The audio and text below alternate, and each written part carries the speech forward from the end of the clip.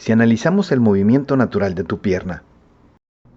Tu patada de fútbol es, a fin de cuentas, un péndulo, o sea, un movimiento circular vertical, que tiene un eje y un radio de acción vertical, que son tu cadera y el largo de tu pierna. Y para que pueda impactar en algo, ese algo forzosamente tiene que estar dentro del área de acción de dicho péndulo.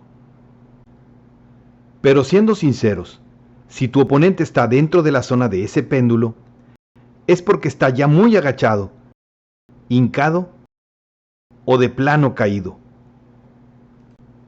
En cuyo caso, no sería muy honesto decir que te vas a defender de él, sino que más bien lo vas a agredir con toda ventaja. Pues el deporte más popular nos ha regalado a la mayoría de las personas ser muy acertados para usar dicho péndulo y atinarle en esa zona a algo del tamaño de una cabeza, con un índice de puntería bastante aceptable. Bueno, dije la mayoría.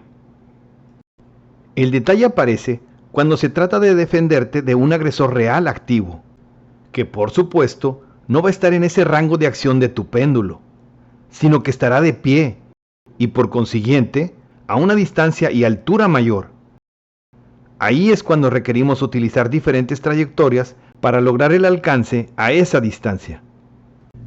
Por ejemplo, puedes llevar tu pie tan alto que puedas dibujar una trayectoria horizontal a tu objetivo y entonces extender tu pierna, empujándola con tu cadera hacia adelante, hasta el punto de contacto.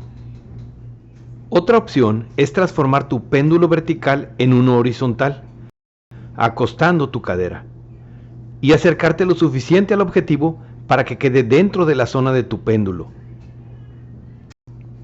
O de plano casi voltearte para poder imitar una patada de mula. Es evidente que con estas patadas requieres preparar tu pie, direccionar tu rodilla, mover tu cadera y acomodar tu pierna de apoyo de una manera muy particular y específica para cada una de ellas. Por ello las vemos a detalle y analizamos cada una por separado para asegurar que no te lastimes. Así que si en algo aprecias a tus pies, te recomiendo que consideres checar esos segmentos. Lo que trato de explicar por el momento es que para poder alcanzar a un agresor a una distancia real de combate, requieres aplicar ciertas técnicas específicas y no recurrir a una patada futbolera, que a primera instancia parecería un buen recurso.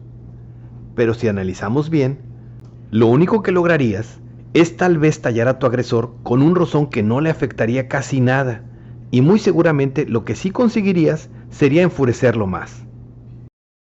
O peor aún, podrías chocar con un codo o una rodilla, lo que tendría gravísimas consecuencias, que explico en los segmentos de la peor pesadilla de tu patada. En conclusión, tienes unos grandes recursos de defensa que son tus piernas, que si los comparas con tus brazos, obviamente tienen grandes ventajas de fuerza y distancia, que debes aprender a aprovechar. Pero antes, debes asegurarte de aprender las técnicas correctas de pateo, para ser efectivo y contundente al usarlas.